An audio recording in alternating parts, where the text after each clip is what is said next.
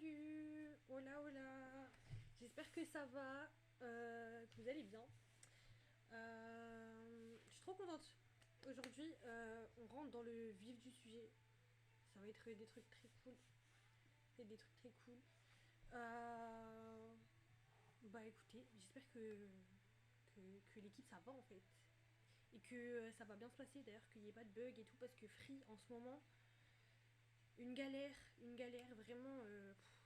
Je suis très faible, très fatiguée en fait.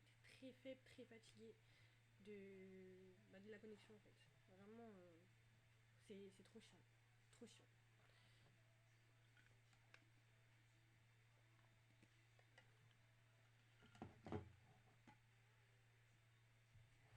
Hum,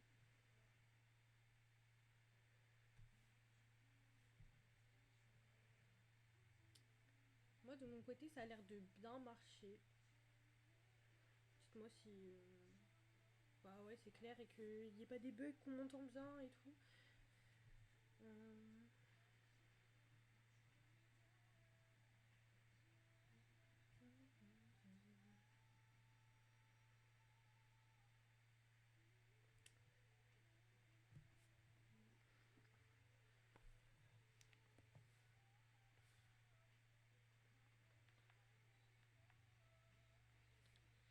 hum.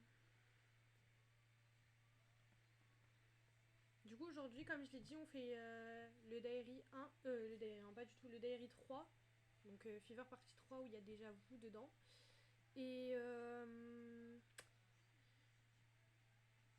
qu'est-ce qu'on fait d'autre? Fever épilogue, voilà. Fever épilogue. Je vais vous expliquer aussi deux trois trucs sur les rats Treasure. Parce que je pense que c'est le bon moment. Voilà. Je pense que c'est le bon moment pour en parler en fait. Hum,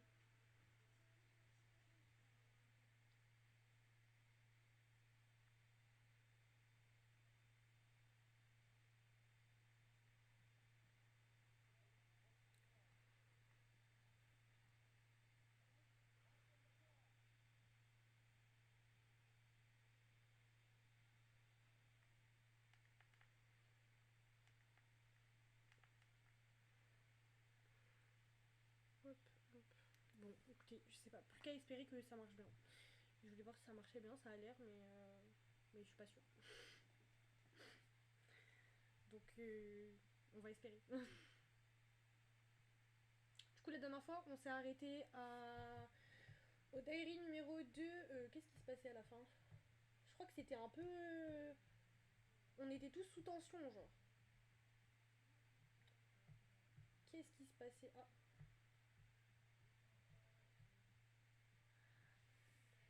ok. Ok. On est là. Ouais, c'est vrai que. Oh. Non, mais le diary numéro 3, mais. On va se régaler, hein. On va se régaler, c'est vrai. On s'est arrêté. Django, il courait vers la falaise. Django courait vers la falaise. Lefty voulait taper Yuno. C'est pas les meilleurs moments de leur vie, je pense. Vraiment, c'est pas les meilleurs moments de leur vie. C'est même plutôt compliqué, hein. Euh, Alors d'abord, je voulais commencer par vous parler de Treasure. Enfin, toutes les rats, hein, Treasure. Parce qu'en gros, je pense que maintenant qu'on a parlé des deux premiers diaries, ça serait bien de revenir sur ça, sachant que les deux premiers, c'est du coup Fever Partie 1 et Fever Partie 2, comme on avait vu. Euh, les rats Treasure, dans la sortie des albums, genre dans la vie normale, bah, c'est sorti du coup avant les rats Fever, sauf que Ongjung nous a expliqué que c'était pas dans l'ordre en gros, et que du coup les rats Fever, surtout Fever donc partie 1, c'est des souvenirs de bah enfin voilà, comme vous avez vu en fait c'est la narration de leur trauma, de tout ce qui a pu se passer dans leur vie, de ce qui a fait que le groupe a été créé, etc. Et donc du coup ben voilà quoi, c'est des souvenirs entre guillemets. Et donc c'est aussi ce qui se passe dans le diary film qu'on a vu. Donc déjà ça c'est le point de départ on va dire pour parler de l'histoire. Et en gros, Treasure, d'après nous, en tout cas, parce qu'on n'a pas la confirmation que c'est comme ça quoi, mais personne nous était venu nous a confirmé. Mais d'après nous, ça se passerait en même temps que l'ERA Fever. En vrai, pendant qu'il y ait tout, qu'il y a tout en fait, parce qu'il n'y a pas que l'ERA Fever en fait. Pendant qu'il y a l'ERA Fever, pendant qu'il y a l'ERA The World. Normalement c'est ça. Tout ça du coup ça se passerait en même temps, mais juste pas dans le même univers. Voilà. Donc alors attendez. Attendez, parce que normalement j'ai ma chronologie qui est pas loin. Parce qu'attendez, j'ai fait un travail. On dira merci à Louise, parce que vraiment, on a passé des heures à réfléchir au placement des, des clips, etc. Et je vais vous la montrer, et petit à petit, dans l'avancée de l'histoire, je vous expliquerai pourquoi on a fait le choix de poser ça ici, de poser ça là, etc. Et pourquoi, pourquoi c'est comme ça, quoi. Là, je pourrais expliquer que quelques trucs parce que je pense que vous allez pas tout comprendre parce que mine de rien, il y a beaucoup de choses, c'est compliqué. C'est très compliqué en vrai. Alors, la chronologie. Si l'image veut bien s'ouvrir, hein, parce qu'apparemment, il faut pas être pressé.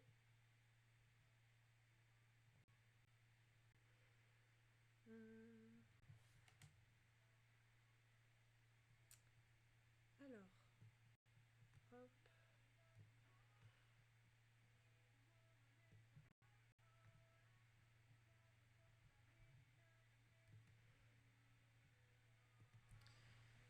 Alors. Ok. Oh, bah elle est partie. Ah. Ok, on est good. Là, normalement, si...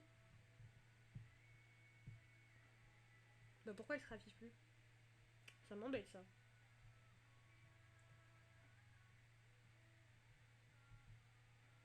Une petite seconde. Elle a pris la fuite.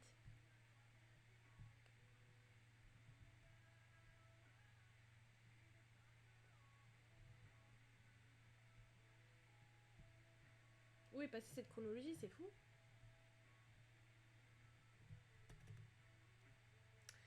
Bon, je vais la réouvrir comme ça, c'est pas grave. Alors, du coup. On va zoomer un petit peu. Oula, peut-être pas autant. Alors. Voilà. Là, on est pas mal.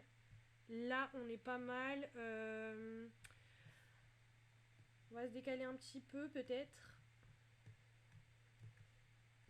On va se décaler un petit peu. Voilà. Donc, du coup, la chronologie, elle est en deux branches. La première et la deuxième que vous voyez là. Nous, on a vu ici le Diary Film plus Inception. Du coup, comme je vous ai dit, on va dire que ça c'est le début. Ça c'est le début d'histoire, on démarre de là. Tout démarre de là d'ailleurs. On voit Alang Jung donner les... Attendez. Qu'est-ce qu'on voit? Non, on voit Hong Jung, pardon. On voit Hong Jung donner le Cromer à à lui-même du coup.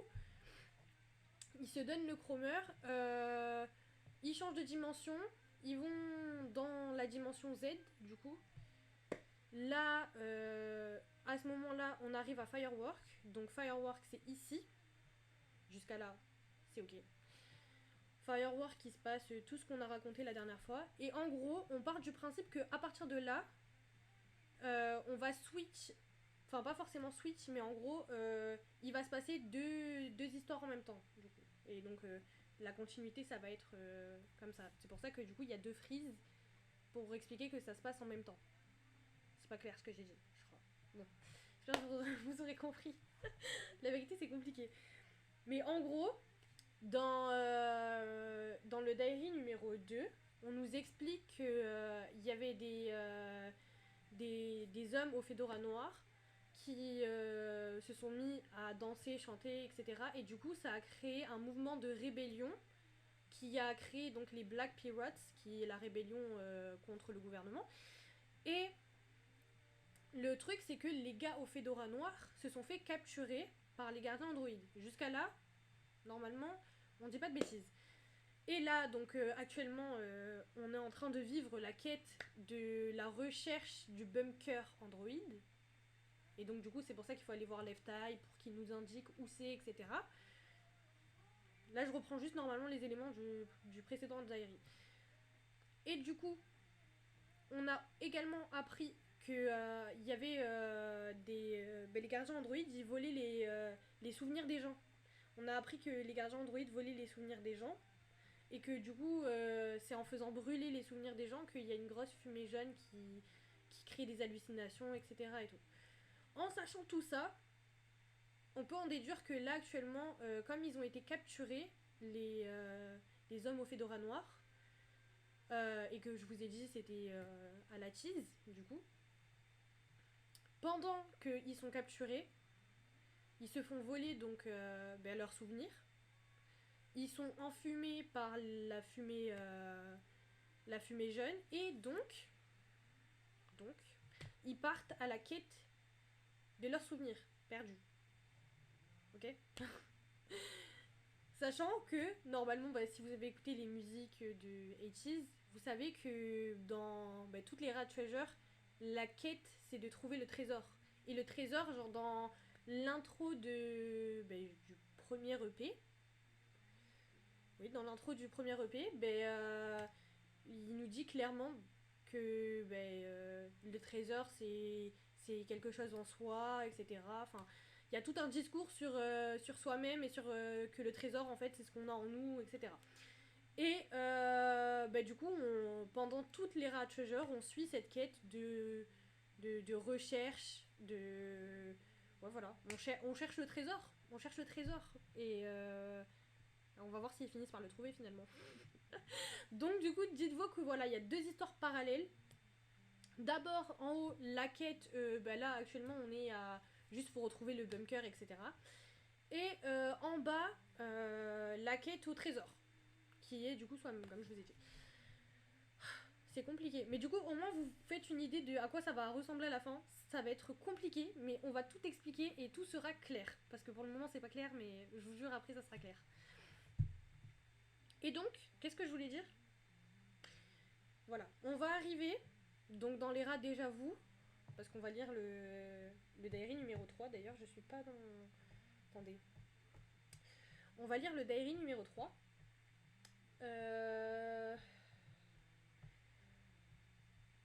Là, ce qui va nous servir, et je pense que s'il n'y a pas de bug, on regardera ensemble.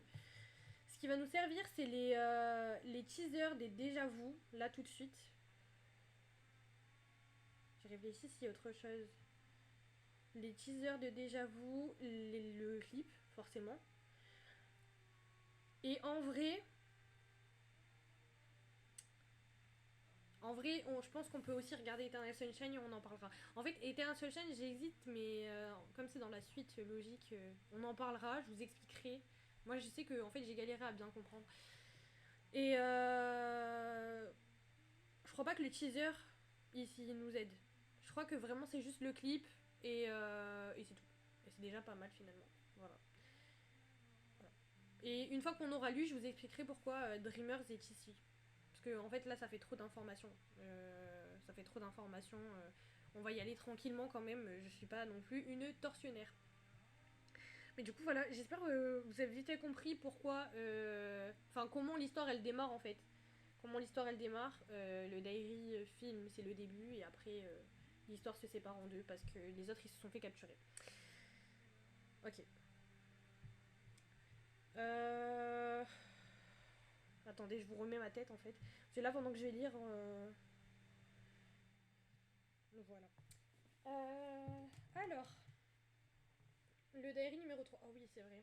Alors, l'introduction, je l'ai laissée en entière parce que elle va expliquer tout ce qui se passe dans cette nouvelle dimension, ce nouveau monde. Et tout ce qui a mené à ce que le gouvernement soit comme maintenant, quoi. C'est un peu une dictature finalement. Enfin, Bref. Si vous étiez là à la vidéo d'avant, vous saviez. Du coup, l'introduction. La quatrième révolution industrielle a permis le développement rapide de la science et de la technologie. Ainsi, grâce à cela, l'espérance de vie humaine s'est allongée à 200 ans. Avec avec ce rallongement de vie, l'éducation obligatoire est également devenue plus longue. 40 ans d'enseignement étaient nécessaires pour maîtriser les notions et les principes de base de vie de ce monde. Attendez, je vais boire un peu en fait. Parce qu'on parle, j'ai soif. Le gouvernement central avait le désir de construire sa propre société utopique en utilisant un système d'intelligence artificielle qui a pour but de détruire et de prendre le contrôle de toutes les variables. Ce système réussit donc à prédire différentes issues possibles permettant au gouvernement central. Purée, mais je sais pas lire ou quoi? Attendez, je recommence. Ce système réussit donc à prédire différentes issues possibles permettant au gouvernement central d'agir en conséquence. Mais évidemment, les émotions humaines étaient le problème qu'il n'arrivait pas à anticiper ni à résoudre. Grâce à l'apprentissage de nouvelles technologies de pointe, l'intelligence artificielle, qui a identifié la variable des émotions comme un bug, a créé une nouvelle plateforme pour estimer le fluide énergétique des individus, qui était considéré comme un élément imprévisible dans le but de le traquer. Puisque le gouvernement a éradiqué toute forme d'art et exercé maintenant un contrôle via la nouvelle plateforme d'énergie, la sensibilité, les émotions et le libre arbitre ont disparu de l'humanité et elle n'est devenue qu'un composant ayant pour but de maintenir le monde. C'est trop triste. Vraiment, l'histoire est affreuse. Plus on avance et plus je relis et je me dis que c'est catastrophique. Du coup, bah... franchement, c'est pas un monde facile. C'est pas un monde facile. Je sais pas quoi dire de ce gouvernement central, franchement. Déjà, 200 ans de vie, c'est beaucoup trop. C'est beaucoup trop. Vraiment beaucoup trop. Non. Moi, je suis pas chaud. En tout cas, 40 ans d'école. 40 ans. Non, 40 ans. Waouh. Vous imaginez, genre 40 ans d'enseignement. Juste pour pouvoir maîtriser les notions, quoi. Genre... waouh. Non, puis bon, un monde où on n'a pas d'émotion et tout, qu'on peut pas écouter. On peut pas écouter de musique. Oh là là, bref, c'est affreux. C'est clairement affreux. Du coup, c'est une intelligence artificielle qui a créé le fait de pouvoir contrôler les émotions des gens et les annihiler finalement.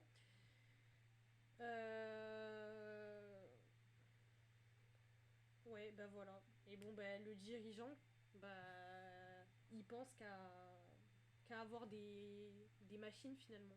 Il s'en fout d'avoir un peuple. Bref. Donc là, c'est toujours comme dans les parties d'avant. Vous savez, au début, je vous dis qui c'est qui parle. Donc là, voilà. On va commencer par Jongo. Pour rappel, du coup, je vous ai dit, hein, Jongo était sur le point de sauter d'une falaise. À cause de son hallucination qui lui faisait croire qu'il était dans un match de basket. Voilà. Et il y a Yosang qui est arrivé à ce moment-là. Bref. Donc on va voir. Jongo est toujours dans une hallucination. Il est en train de gagner le match lorsque quelqu'un l'attrape par le bras. C'était Yosang. Il cria son nom pour le sortir de l'illusion, mais ça ne fonctionnait pas. Pendant ce temps, Jongo revivait ses moments à l'hôpital et le désespoir qu'il avait connu lorsque sa blessure lui enleva son rêve. Soudainement, il entendit la voix de Yosang criant son nom. Yosang l'attrapa dans les bras. Il lui mit son propre masque à gaz. Après avoir respiré quelques fois avec, il reprit ses esprits. Ils étaient assis en haut d'une falaise, dans une confusion complète, et regardaient Yosang sans dire un mot. Yosang prit sa main et lui dit qu'il avait retrouvé la voix de la fille Grimm. C'est alors qu'un sourire soulageux... Oh, pardon. J'arrive pas à lire, wesh. C'est alors qu'avec un sourire chaleureux, il dit « Fichon camp ». C'est dingue de pas savoir lire comme ça. Bah du coup, au final, il le sauve. Là, c'est pas mal en vrai. Là, c'est pas mal. Yosang sauve Jongo. Il a récupéré la voix de la fille Grimm. Donc, mission accomplie finalement. Yosang est trop fort. Yosang est trop fort. Il a récupéré Jongo, il a récupéré la voix, c'est parfait. Ce Jongo là, il était parti. Hein, vraiment, heureusement qu'il arrive au bon moment. Ensuite, Yuno. Left Eye frappa sa batte sur une fenêtre tout près de Yuno. Yuno continua à le regarder sans broncher. Il continuait alors à lancer sa batte encore plus violemment dans les objets. Tout ce qu'elle touchait finissait en éclats. Malgré les voix des membres qui essayaient de l'en dissuader, il se mit à avancer sans peur vers Left Eye.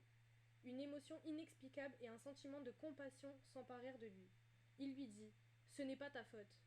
En entendant ces mots, Left Eye lâcha sa batte et la laissa tomber au sol. Depuis le début, tu ne voulais blesser personne. Il leva sa tête avec des yeux remplis de tristesse et éclata en sanglots. Toutes les émotions enfouies en lui étaient réunies dans ses larmes. En le regardant, Yuno avait l'impression de se voir dans un miroir. En vrai,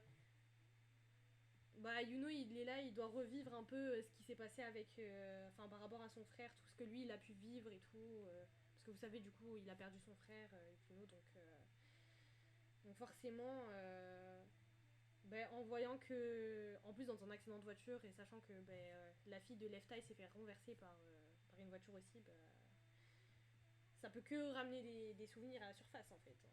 Mais bref, du coup, il a réussi à gérer la situation. Left Eye s'est calmé. Bon, il pleure, je sais pas si c'est. Enfin, Miskin, en vrai, je sais pas si c'est mieux. Il était énervé, maintenant il pleure. Bon, je sais pas. Mais en vrai, c'est déjà pas mal. Puis au moins, genre, ça nous permet de voir un peu. Il fait pas vraiment une introspection, mais un peu quand même sur lui-même, Yuno, là. Euh...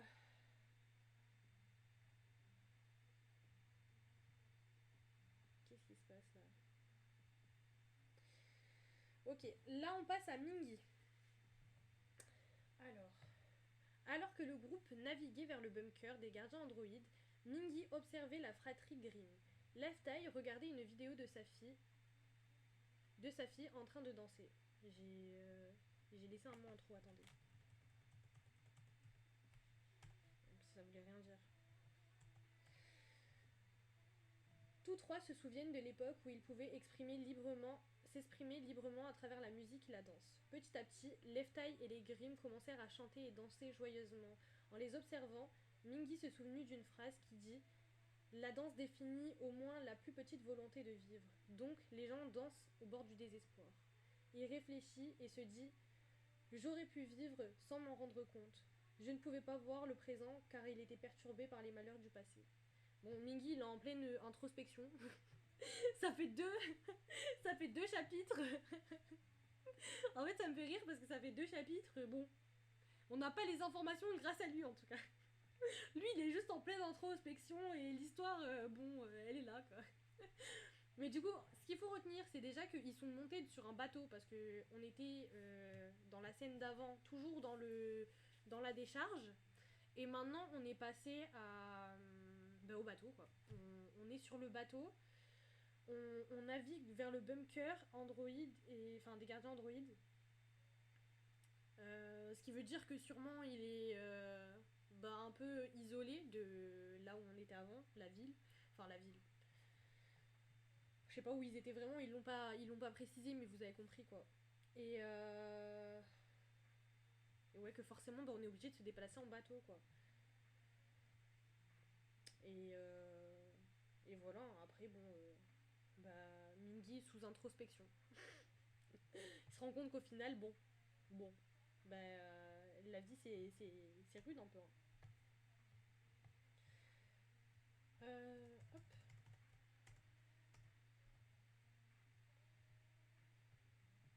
Ensuite, c'est oui. Hein.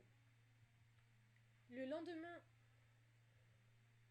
le lendemain après-midi, ils arrivèrent sur l'île où se trouvait le bunker des gardiens androïdes. Ce lieu était considéré comme une île touristique paradisiaque auparavant. Mais depuis que les vacances et le repos étaient considérés comme une perte de temps, personne n'y revenait. Pour qu'ils puissent s'échapper rapidement, Leftaille et les Grimm se sont restés, sont restés sur le bateau. J'ai mis un mot en trop aussi. Bref, sont restés sur le bateau. Ils parcoururent l'île pour trouver le bunker. Il ne fut pas difficile à trouver, car il n'y avait qu'un seul endroit d'où sortait une fumée jaune familière. Une fois devant, il se rendit compte qu'il s'était servi d'un musée d'art en tant que bunker. À l'intérieur, ils traversèrent le hall en direction de la salle d'exposition, tandis que la fumée continuait de se répandre, là où une flèche indiquait le sens de visite. Plusieurs gardiens androïdes étaient allongés au sol, ivres des fumées hallucinogènes, et dans la salle, un homme au fedora noir était piégé dans une prison de verre. Et la vie c'est dur. Donc, j'avais bien raison, ils vont sur une île. Le bunker il se trouve là-bas. Faut retenir aussi que du coup ils vont rentrer dans le bunker mais ils seront sans Leftaille et les Grimm parce que du coup ils sont restés sur le bateau.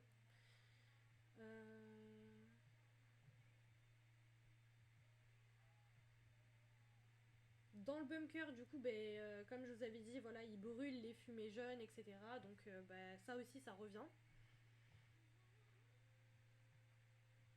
Et dans le bunker surtout ils trouvent un homme au fedora qui est piégé dans une prison de verre.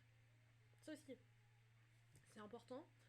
De toute façon on va en parler juste après.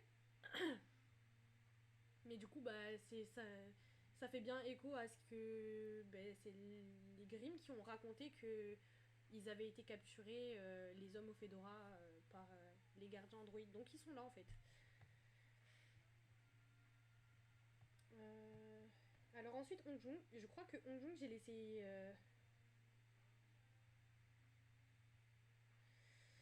J'ai pas changé grand chose, j'ai résumé quelques petits trucs, mais après comme c'est des dialogues, j'ai quand même laissé la plupart des choses telles quelles. Donc, vraiment le texte il est pas beaucoup changé.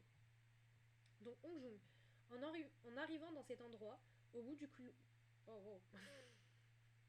Au bout du couloir enfumé, ils étaient là, les hommes au fedora noir que Hongjung avait vus dans ses rêves. Il voit un homme, tenant à peine debout, appuyé contre un mur, et ressentit l'envie de les sauver. Il donna des coups d'épaule contre le mur de verre, mais ça ne servit à rien. L'homme remarqua Hongjung et lui dit « Tu es enfin venu ?» Il enleva son masque, révélant que lui et Hongjung avaient exactement le même visage. « Écoute attentivement. Nous t'avons appelé pour que tu viennes ici. » Au milieu de toute cette situation étrange, il ne pouvait qu'acquiescer. Nous sommes coincés ici, et quelqu'un doit continuer notre travail. Tu as dû le remarquer, ce monde a besoin de changement. En quoi cela nous concerne ? Pourquoi votre visage me ressemble autant ? Je n'arrêtais pas de poser des questions, tout en continuant d'essayer de briser la cage, sans qu'elle ne montre signe de faiblesse. Il est trop tard pour que je t'explique tout maintenant. Si la fumée retombe, les gardiens androïdes nous verront. Fais comme moi. Il avança et plaça alors sa main sur la vitre. Tous les garçons se mirent à l'imiter. Nous sommes tous confrontés à des murs. Parfois, nous pensons que nos vies seraient plus heureuses sans murs. Mais ce n'est pas vrai. Si nous gagnons les choses trop facilement, nous pouvons les perdre facilement. Je fis face à l'homme pendant quelques... Oh. C'est dingue ça. Aujourd'hui, vraiment... C'était pas le jour pour lire, je crois. Je fis face à l'homme pendant quelques instants, et j'ai ressenti une énergie tourbillonnante proche de nous. Allant de cette énergie... Attendez. Parce que ça, c'était en train de me dire, c'est pas ce que j'ai écrit. Attendez, j'ai oublié de l'effacer. Autant pour moi. On recommence. L'homme et Hongjung se faisaient face. Soudain, il sentit une énergie indescriptible tourbillonner autour d'eux. Les hommes, avec les mêmes visages qu'eux, posaient également leurs mains sur les vitres. Tout le monde se posait des questions. Peu après, ils portaient des costumes noirs que les hommes portaient juste avant, sans même s'en être aperçus. Ok, alors du coup, là il y a des choses importantes. Coucou. Là, il y a des choses importantes. Euh... Ouais. Là, il y a les Alatis qui sont là. Hein. Là, ils sont en prison. C'est difficile. Là, c'est difficile. Ils expliquent qu'ils ont besoin d'aide. Ils expliquent qu'ils ont besoin d'aide, qu'ils sont enfermés du coup dans les prisons de verre. Les prisons de verre qu'on a vu dans plusieurs clips, mais on en parlera plus tard. Euh, on apprend qu'ils ont le même visage qu'eux. Qu'est-ce qu'on apprend d'autre? Oui, on voit aussi que juste en posant leurs mains littéralement sur la vitre, ils finissent après par être habillés de la même façon que les hommes au Fedora, du coup. Ils portent des tenues noires, etc. Euh, Et voilà. Mais ouais, franchement, ce passage, il est super important. C'est dingue ça. Je fais comme cogner le coude. C'est trop chiant. Ouais. En plus, l'homme qui du coup a le même visage que Hongjong, il lui dit tu es enfin venu, ça veut dire qu'il l'attendait concrètement. Donc il attendait qu'il vienne. C'est pour ça qu'il lui a donné certainement le sablier. Euh, on va passer à San.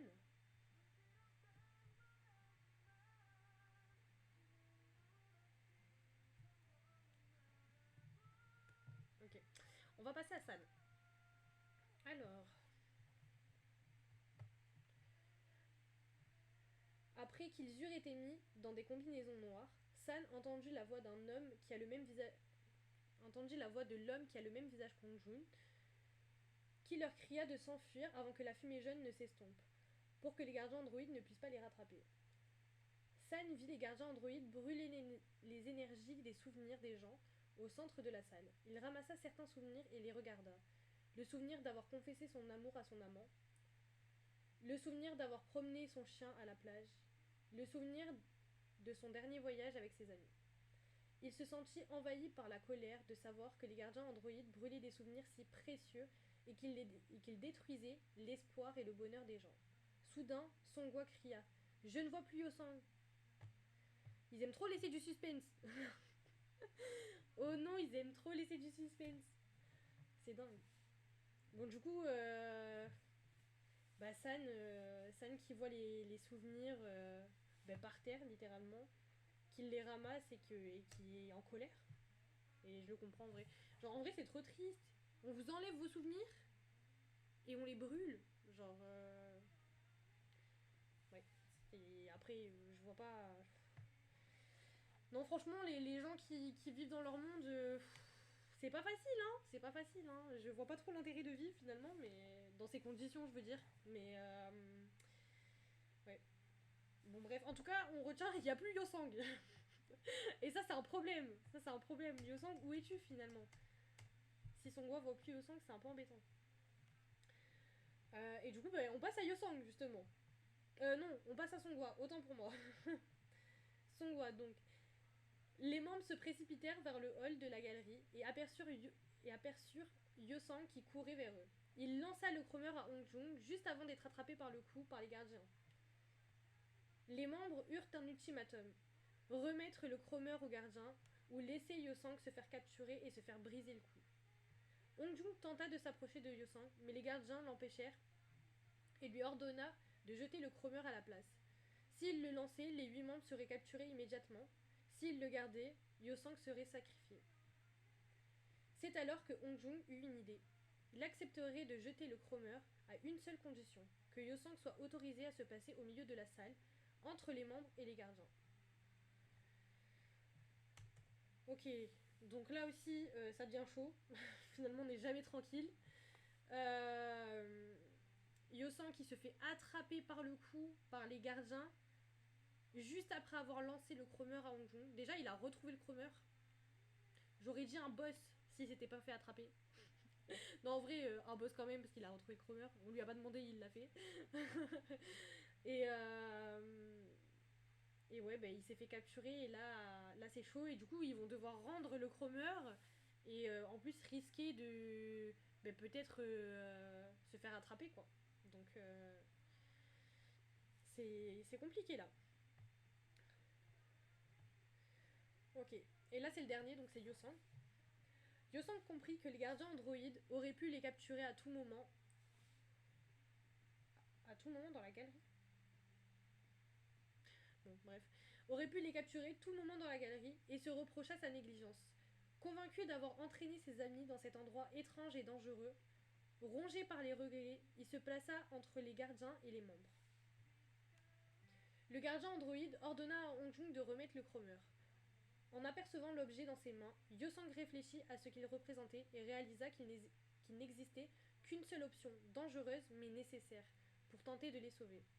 Lorsque Hongjung lança le chromeur, il l'attrapa au vol, le fit tourner, puis le brisa volontairement. Les gardiens, déstabilisés, se précipitèrent vers lui, tandis qu'il était entraîné de force. Au moment où Hongjung tenta de saisir sa main, une lumière jaillit. Donc, en vrai, là, si vous vous rappelez un petit peu du clip, vous devez savoir qu'il y a une scène dans Déjà Vu, à la fin, où bah du coup, c'est les dernières phrases que j'ai lues là. Le chromeur qui se brise. On voit Yosang, on voit les mains, et du coup les mains c'est celles de Yosang et Hongjung. Et la lumière, voilà. Donc là, voilà, le chromeur est cassé. On sait pas qu'est-ce qui va se passer, du coup, qu'est-ce que ça peut créer. Mais du coup, il y a une lumière qui jaillit, donc je pense pas que, voilà quoi, ça soit, tout soit ok. Ouais. C'est une situation un peu compliquée là. Ok, on va lire l'outro et après on regardera le clip. Voilà. Alors, l'outro. Hop. À l'aube, la voix tremblante de San résonna dans l'entrepôt où le voyage avait commencé. En se réveillant, ils réalisèrent qu'ils étaient restés identiques, que tout était resté identique, à une différence près. Ils n'étaient plus que 7. San, incapable d'y croire, compta encore et encore, la voix brisée, avant de tenter de se ressaisir. Un lourd silence s'installa entre eux, chacun cherchant une réponse dans les regards des autres. L'absence de Yosang fit naître l'angoisse, et Wuyang évoqua à demi-mot un destin semblable à celui des Black Pirates, sans parvenir à terminer sa phrase. Le désespoir se lisait sur tous les visages. Hongjung se leva et montra ses mains couvertes de sang, de fragments de verre et de sable, témoins de tout ce qui s'était passé. Rongé par les regrets, il exprima qu'il n'aurait jamais dû être là. Un bruit contre la porte interrompit leurs pensées. Hongjung ouvrit, mais ne trouva personne. Seul un objet heurta le sol, le drone de Yosang. Tandis qu'il le nettoyait, le déposait sur un tiroir. Tous ressentirent la même certitude en observant la lumière filtrée par la porte entr'ouverte. Yosang était encore en vie. Donc là, le fait que le chromeur se soit brisé, ça les a fait revenir dans l'entrepôt, du coup. Dans l'entrepôt. Mais Yosang n'est pas là. Donc ça veut dire quoi? Qu'il est resté de l'autre côté. Sauf que, bon, on arrive dans un problème. Dans un gros problème même. C'est qu'il n'y a plus de chromeur pour retrouver Yosang. Donc, ouais. Ouais. En plus, là, on voit que tout le monde est désespéré. Donc, va falloir trouver un moyen. Mais comment faire? Comment faire? Franchement, j'aime trop l'histoire. J'ai lu 800 fois le diary du coup pour faire le résumé, mais la vérité, j'aime toujours trop. Du coup, attendez, on va mettre le clip. On va mettre le clip de Déjà Vu parce qu'il y a plein de choses à dire en fait. J'ai pas forcément dit des choses sur Inception et Firework la dernière fois. Mais en vrai, je sais pas s'il y a tant de choses à dire sur cela. Mais là, Déjà Vu, j'ai tellement de choses à vous dire. Tellement de choses. Alors attendez. Petite minute. Hop. Tac. Tac.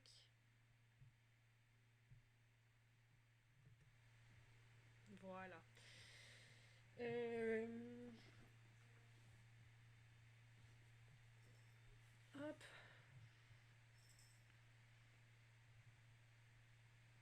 Vraiment, vraiment le MV qu'il pensait être. Il y a tellement de choses à dire. Il y a tellement de choses à dire. Non, franchement, j'ai pas les mots. Je vais parler après. Je vais parler après parce qu'après, on s'égare. Alors, non, c'est pas ça que je voulais attraper. Hop. Je vais juste décaler. Parce que comme j'ai décalé pour la chronologie, c'était plus bon. Je sais pas si j'ai activé le son du...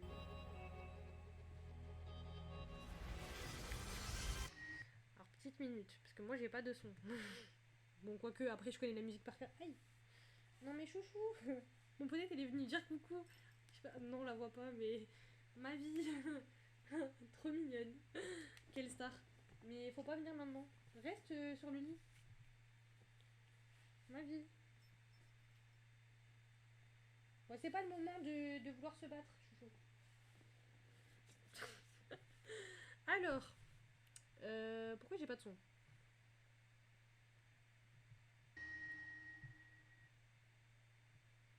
Ma question c'est ça.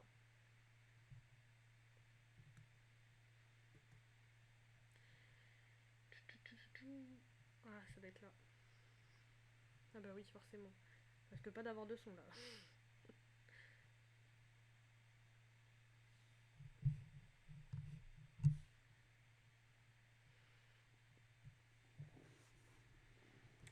Ah, putain. J'ai pas mes... Ah si, j'ai mon casque. Petite minute.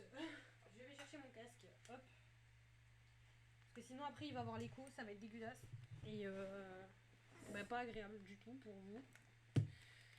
Hop là.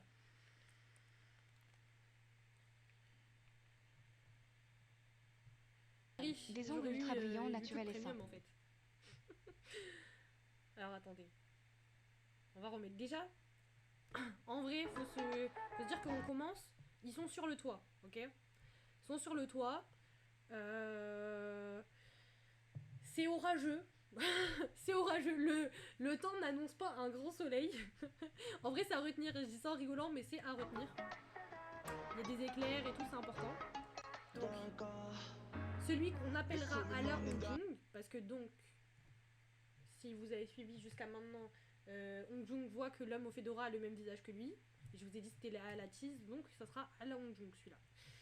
Donc on voit Allah Hong-jung enfermé dans cette fameuse prison de verre. Hong-jung qui le regarde, donc jusqu'à là, ça suit les dires du Dairi. Et là on est de nouveau sur le toit. Il pleut à foison, je dirais. Il y a des éclairs. Il y a des éclairs, rappelez-vous, il y a toujours des éclairs. Il y a un duel avec San et Woo-young. Non, ça aussi, retenez-le, mais on y reviendra plus tard. Mais en tout cas, retenez-le parce que y a un duel entre San et Woo-young. D'ailleurs, en lisant les paroles, là, ça me fait penser. La plupart des paroles aussi, des musiques, c'est un rapport avec la storyline. Voilà. Donc des fois, on peut lire les musiques et se dire, bah oui, bah, ça complète aussi des fois bah, l'histoire. S'il nous manquait des petits morceaux, en fait, c'est juste eux littéralement qui nous le disent. Voilà. Attendez, là on va avancer parce que du coup... En plus d'ailleurs, là ils sont toujours... Attends, 1, 2, 3, 4, 5, 6, 7. Ils sont toujours 7, hein. Il pleut à... Ouais, non, ils sont toujours 7. Il pleut de fou et tout, ils sont sur le toit, c'est la fin de Keep, ils sont toujours 7. Donc Jungo n'est pas revenu. On sait pas il allait faire quoi quand il est parti exploser, mais il n'est pas revenu en tout cas. Et par contre, cette scène-là, il est ici. Bon, il a pas encore plu, mais parce que ça c'est le début. Le début, on le sait qu'il est là. Juste, ben, après, il disparaît. On ne sait pourquoi. Et donc, la fameuse scène du Dairi qui explique ce qui se passe avec Yosang. Yosang qui tient Cromer. La scène, elle est magnifique en plus, je trouve. Genre les lumières et tout. La scène est trop belle. Yosang qui tient Cromer. Il le tourne. Vraiment, tout est dit comme... Enfin, tout se fait comme ça a été dit. Il le tourne. Il le casse. Et là, donc, les mains qui se rejoignent, Hong-jung et je dirais Song-hwa, pas du tout. Jung et Yosang qui essayent de s'attraper les mains, mais du coup, bah voilà. C'est la fin et ils y arrivent pas, c'est ce qui est dit. Les gars reviennent dans l'entrepôt et et voilà. Et voilà en fait. Je sais pas, je voulais dire autre chose, mais en fait non, c'est bon. Et voilà. Mais en tout cas, le clip est bien complet. Le clip est bien complet. En vrai, moi aussi, je vais dire, je pense au fur et à mesure des petites théories si on en a, enfin si j'ai besoin de dire. Et j'avais pas vu, j'avais pas vu ce que t'avais dit, Loulou.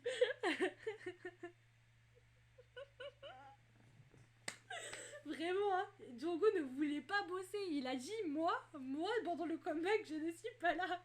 Déjà vous, ça m'intéresse pas. Allez. On n'a pas le temps au pop-up. Lui, il avait autre chose à faire hein, pendant ce comeback. Il a dit, moi, je suis pas là. Je suis là 2 scènes. Allez, je suis là 2 scènes si vous voulez, mais c'est tout. Il est même pas là pendant la Corée, quoi. Vraiment, il avait pas envie d'apprendre la danse. Enfin bon, mais oui, du coup, je pense qu'au fur et à mesure, je donnerai les théories qu'on a pu avoir, etc. Mais bah, si vous avez des petites idées, vous aussi, en m'entendant parler de tout ça, n'hésitez pas, hein, parce que bon, il n'y a rien d'officiel en soi, c'est juste nous, on dit ce qu'on pense, on spécule finalement sur toute la storyline, hein, parce que ben c'est clairement pas 80 qui nous donne des informations hein, en attendant. Ils aiment trop faire des petits trucs un peu cachés, etc. Mais on n'a rien d'officiel, quoi. Personne nous dit oui, bon bah alors de là à là, effectivement, c'est ça qui se passe. Genre, c'est juste nous, on se débrouille et on essaye de comprendre avec notre cerveau, quoi. Ah purée.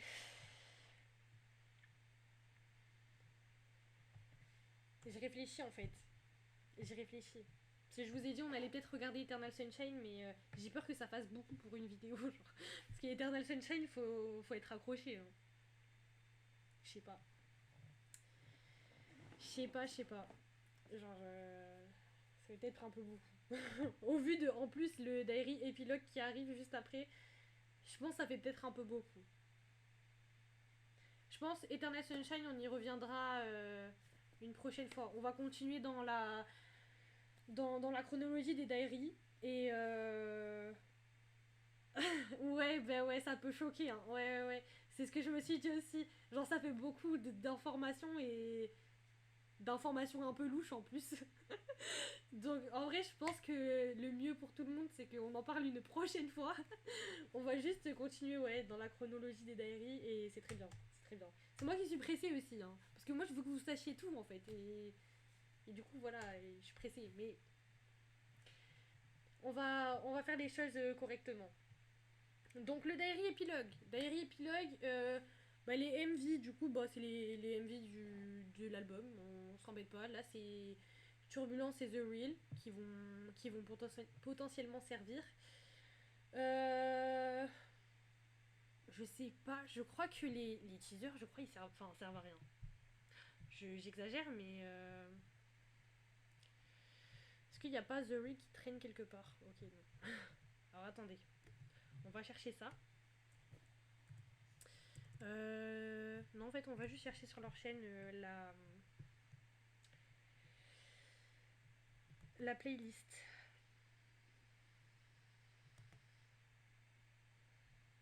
Alors. Il est où Fever? Ah, il est là. Fever épilogue. Mais dans mes souvenirs, il me semble que. Waouh! Le PC. Salut, c'est Franck Leboeuf. Vous voulez savoir combien vaut votre voiture? Oh purée, allez sur vendezvotrevoiture.fr. Vraiment, faut aller se faire foutre. Alors, il me semble que ouais. Ça sert à pas à grand chose, mais on sait jamais. Non, je crois que. Dans mes souvenirs, ils servent à rien. Genre, ils nous donnent pas plus d'informations que le clip, quoi. Je crois. Ouais. Bon. On verra tout à l'heure. Pomponette, la star de la maison. Cette star, alors. Alors. Il me semble que l'intro, là aussi, je l'ai laissé telle quelle parce que c'est des informations importantes pour comprendre le diary. Ouais. Elle est en entière. Et après, bon, bah, c'est des petits résumés. Ok, on est parti. Alors, l'introduction. L'affaire débuta lorsque 3 individus furent arrêtés en flagrant délit alors qu'ils tentaient de voler la relique Maya au musée national de Corée. Interrogés par la police, les suspects affirment avoir agi dans le but de sauver l'humanité d'un malheur imminent, évoquant la fin du monde. Il fut rapidement découvert qu'ils appartenaient à Science Salvar, une organisation religieuse récemment fondée. L'enquête révéla que le trio aurait été influencé par Henry Jo, un scientifique devenu chef religieux et fondateur de Science Salvar en 1999. Ce mouvement reposait sur la croyance que les êtres humains étaient constitués d'énergie et que la science pouvait résoudre les angoisses liées à l'avenir. Henry Jo avait... Attendez. Henry Jo avait à plusieurs reprises évoqué une relique Maya en forme de sablier, affirmant que l'énergie condensée en son sein serait la clé pour sauver l'humanité. La relique en question, un artefact imitant le mouvement de la Lune, est fabriquée à l'aide d'une technique métallurgique inhabituelle, suscita l'intérêt des experts. Bien que sa fonction exacte resta incertaine, ces derniers s'accordaient à dire qu'elle avait probablement été utilisée lors de cérémonies rituelles, renforçant ainsi le mystère qu'elle entourait. Bon, là ça peut paraître un peu hors de l'histoire, mais vous allez comprendre. Vraiment, vous allez comprendre. De toute façon, là, ce qu'il faut comprendre, c'est qu'il y a une relique en forme de sablier qui est dans un musée, qui est dans le musée national de Corée, voilà. Qu'il y a une sorte de secte, du coup, qui s'appelle Science Salvar, qui veulent le voler.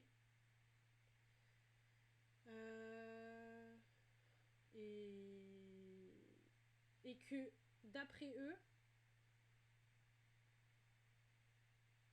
Attendez. Voilà, il y a leur croyance, en gros, c'est que les êtres humains sont constitués d'énergie et que la science pourrait résoudre les angoisses liées à l'avenir. Voilà. Voilà. Bon. Ça peut être important tout ça, je pense. Tout ça, c'est important. Ouais. Sur ce, on passe à San. On passe à San.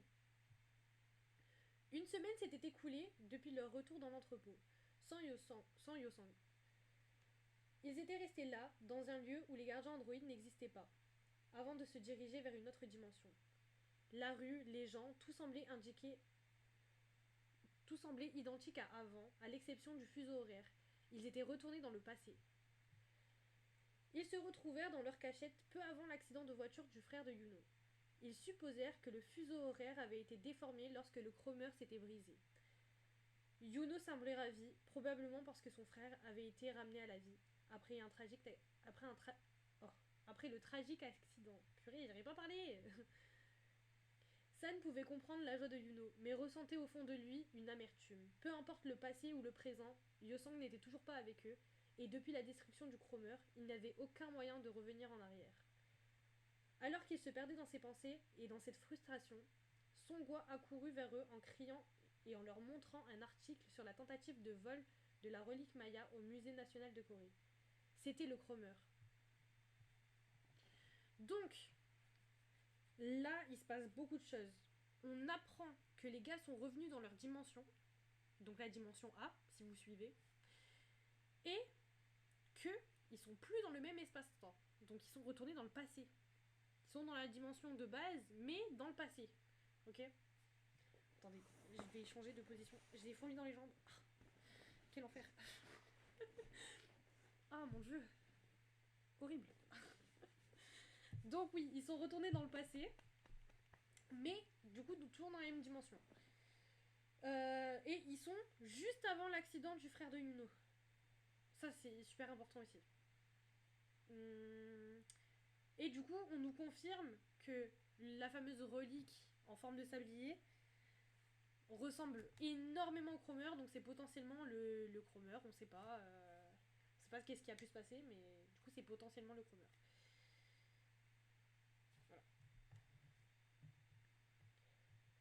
on passe à Songwa.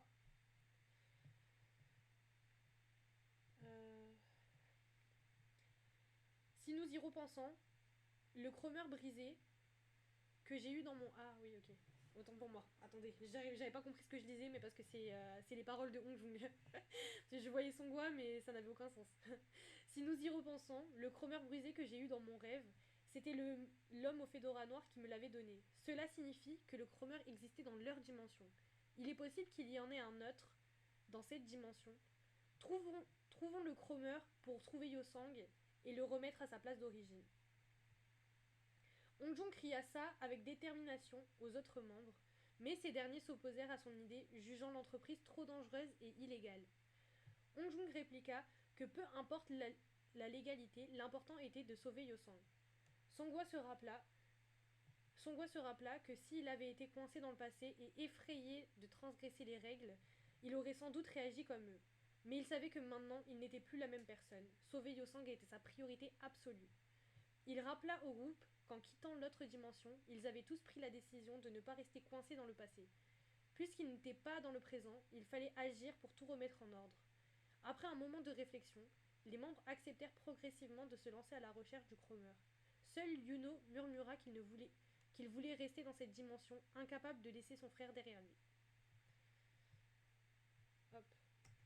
Alors là, on comprend bien que Jongo, il a un plan, c'est très simple et efficace. Il n'a pas le temps de parler. Je dis Jongo, Hongjong, pardon, autant pour moi. Hongjong, il a pas le temps. Il a pas le temps en fait. Il a pas le temps. L'homme est pressé. Il veut récupérer Yosang le plus vite possible. Donc vraiment, on récupère le chromeur qui est la relique Maya dans cette dimension. Et on récupère Yosang en fait. Il n'y a pas le temps. Il a raison. Songwa finit par en plus motiver tout le monde. Et même lui, il est étonné de ce qu'il a fait. Même lui, il est étonné de ce changement. Mais en même temps, il faut bien sauver Yosang en fait. On va pas le laisser 40 ans pourrir dans l'autre dimension, mesquine. Et du coup, Yuno par contre, c'est le seul qui va pas avec eux récupérer la relique. En vrai, on peut le comprendre. Je pense qu'on peut le comprendre. Il tenait vraiment à son frère. Il a la possibilité d'empêcher sa mort. Donc, on peut le comprendre. Ensuite, Jongo. Autant Jongo croyant en Yuno, autant sa déclaration le bouleversa. Il marcha autour de la planque pour se calmer et réfléchir. Mingi sortit discrètement et marcha à ses côtés, probablement pour les mêmes raisons. Je respecte la décision de Yuno, confia Mingi. Jongo le regarda, perplexe, tandis que Waouh. Mais je suis désolée, les prénoms sont en train de se mélanger dans mon cerveau. Tandis que Mingi poursuivait avec prudence. Quand j'ai cru que j'allais perdre ma grand-mère, tout me semblait dénué de sens, même nos rêves et nos membres. Je pense que ce serait encore pire pour Yuno. Il a déjà perdu son frère une fois, il ne voudra jamais le laisser partir. À ce moment-là, Jongo se rappela du moment où il l'avait frappé, lorsque Mingi avait parlé d'abandonner et qu'il s'était senti trahi et avait réagi avec violence. Le regret l'avait submergé instantanément. Mingi expliqua ensuite que la seule raison pour laquelle il avait envisagé d'abandonner était sa grand-mère, le seul membre de sa famille qui s'était effondré ce jour-là.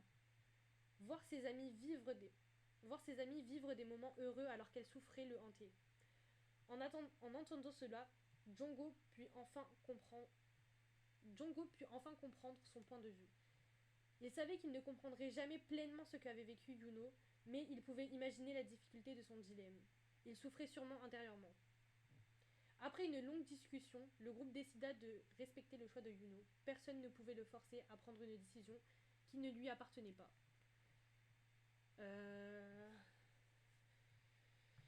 Ouais, là, pareil, toujours un moment... en vrai, quand il y a Mingi dans le coin, toujours moment introspection. Salut. On est toujours dans un moment où on réfléchit à la vie, finalement. En vrai, Mingi l'a fait comprendre à Jongo que ça peut être un moment vraiment dur. On parle de la storyline de H's. Je sais pas si tu connais, c'est un groupe de K-pop. Et à travers du coup les clips, ils racontent une histoire. Du coup, ben, je lis les journaux qui vont avec l'histoire qu'ils ont écrit. Et ben, j'explique des trucs qu'on comprend pas forcément tout de suite.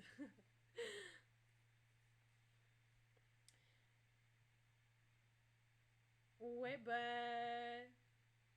Ouais, c'est spécial. Bah, en vrai, faut connaître, mais. En vrai, même sans connaître le groupe, ça peut être sympa de regarder et de juste écouter l'histoire. Parce que bah, c'est une histoire comme une autre, quoi. Comme si on lisait un livre. Euh... Oui, et du coup, on apprend aussi que Mingi, il a perdu sa grand-mère. Il a perdu sa grand-mère. Et. Et donc c'est pour ça que bah, il allait pas bien et qu'il voulait quitter le groupe, etc. Parce qu'on n'avait pas forcément d'explication de pourquoi. Enfin, en tout cas dans le tout premier diary, on n'avait pas forcément de raison pour laquelle il voulait quitter. Donc c'est pas mal. Ben en vrai, oui et non. Moi j'aime bien faire des lives, mes copines des fois elles passent et tout, c'est cool. Puis la rediff, du coup elle sera sur YouTube, donc en vrai c'est pareil.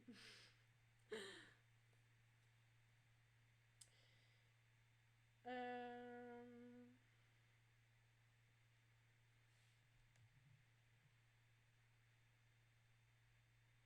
Deviner mon âge? Ah ben vas-y si tu veux. On va voir si tu devines bien.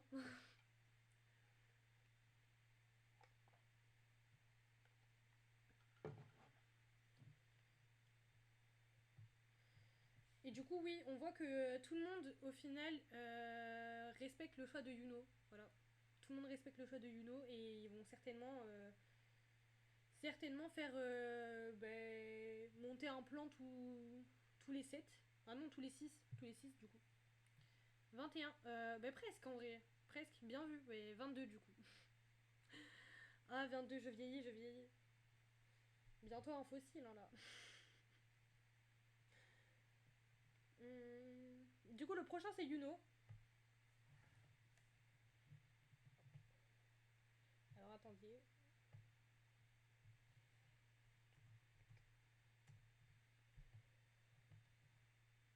Yuno attendait avec nervosité.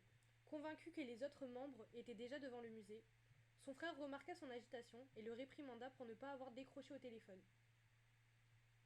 Gêné, il tenta de se calmer en massant la jambe gauche de son frère et en plaisantant avec lui. Son frère remarqua combien il avait changé ces dernières semaines, un changement que Yuno comprenait lui-même puisqu'il revenait du futur. Ils partagèrent un moment complice, évoquant l'handicap de son frère à la jambe et la manière dont il avait transformé cette difficulté en talent musical. Mais cette parenthèse fut brutalement interrompue lorsque la télévision diffusa un flash d'actualité.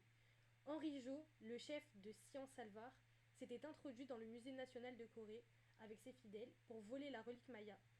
Des jeunes, des jeunes qui avaient tenté de l'arrêter étaient désormais retenus en otage. En réalisant que ses otages étaient ses amis, Yuno bondit. Il attrapa aussitôt ses clés de sa moto et cria à son frère de rester à l'intérieur, quoi qu'il arrive, avant de se précipiter pour agir. Il se passe beaucoup de choses là aussi.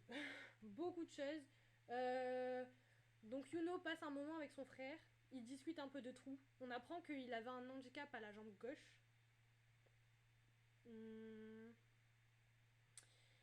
Que son frère le trouve un peu étrange aussi, parce que forcément, comme il revient du futur, il peut pas agir comme lui du passé. Et il voit du coup que à la télé, ses amis se font prendre en otage finalement. Ça me fait rire parce qu'en fait je me dis là on n'a pas la suite et tu te dis mais comment ça a fait pour tourner comme ça. Comment ils ont fini par se faire prendre en otage alors que c'était eux qui devaient voler la relique. Bref. Et du coup, on voit que finalement, Yuno, c'est un bon. Hein. Yuno, il voit ses potes dans la galère. Il se dit, ok, je perds pas de temps, je prends mes clés de moto et j'y vais en fait. Et ouais, franchement, c'est un bon. Ensuite, on passe à Wuyang. Wuyang pensait que Sian Salva n'était qu'un groupe religieux jusqu'au moment où Henri Jo pointa la lame de son couteau contre sa gorge. À 16h, les membres s'étaient retrouvés devant le musée avec un plan précis. Entrer en deux groupes pour distraire... On recommence. Entrer en deux groupes pour distraire la sécurité et voler le chromeur afin de retrouver Yosang. Mais avant même d'avoir pu agir, leur plan s'effondra. Au milieu des fidèles vêtus de rouge sortant de l'exposition, Henri Jo apparut tenant le chromeur. Comprenant qu'il n'aurait peut-être pas de seconde chance, Wuyang et les autres membres se mêlèrent à la foule de Science Salvar en se couvrant de capes rouges. Ils s'approchèrent progressivement de leur cible, prêts à arracher la relique. Cependant, la police intervint soudainement et encercla Henri Jo et ses fidèles. Profitant de la confusion, Wuyang tenta de saisir le chromeur, mais Henri Jo fut plus rapide et plaça une lame sous sa gorge, lui murmurant qu'il tombait bien car il avait justement besoin d'un otage. Ok, là, ça devient critique aussi. Décidément, ils sont en galère, hein. Vraiment, ils sont en galère. Comme je disais tout à l'heure, on n'est jamais tranquille, c'est une folie. Du coup, bah voilà quoi, on voit la scène où ils se font prendre en otage et c'est pour ça que Yuno a réagi et va les rejoindre. Et donc c'est Wuyang qui se fait prendre en otage par Henri Jo. Et du coup leur plan, ils ont même pas eu le temps de faire quoi que ce soit, qu'au final, bon, bah, l'autre était déjà là, il était déjà prêt à retenter de voler la relique. Enfin vraiment, lui il a pas le temps. Sur Henri Jo là... Hong Jung maintenant. Hong Jung sentit son esprit se figer, paralysé par une peur qu'il n'avait jamais connue. La police tira un coup de feu à blanc et menaça de tirer immédiatement si les otages n'étaient pas libérés. C'est la galère de lire ce soir. Henri Jo tenta de garder le contrôle de ses fidèles, mais un bruit assourdissant attira l'attention. Un groupe de motards pénétra dans la cour, faisant tourner leurs motos tout autour des croyants. Parmi eux, Hong Jung reconnut un autocollant familier, HYH. C'était Yuno, accompagné de ses amis. Intuitivement, Hong Jung comprit leur plan. Profitant de la confusion et de... j'arrive pas à le lire, wesh. Profitant de la confusion et de l'inattention d'Henri Jo, Wuyang saisit le chromeur et commença à courir. Dès qu'ils furent sortis de la foule, Yuno et ses compagnons les firent monter sur leur moto et accélèrent. Bon, ils ont accéléré. Me rendez pas fou, ils ont accéléré. Henri Jo, impuissant, s'enfuit seul tandis que la police tentait de reprendre le contrôle des croyants. La vie, je vais boire. La vie, je vais boire. Non, vraiment, hein, là, ça devient fou. Hein. Vraiment, Louise, là, ça devient fou.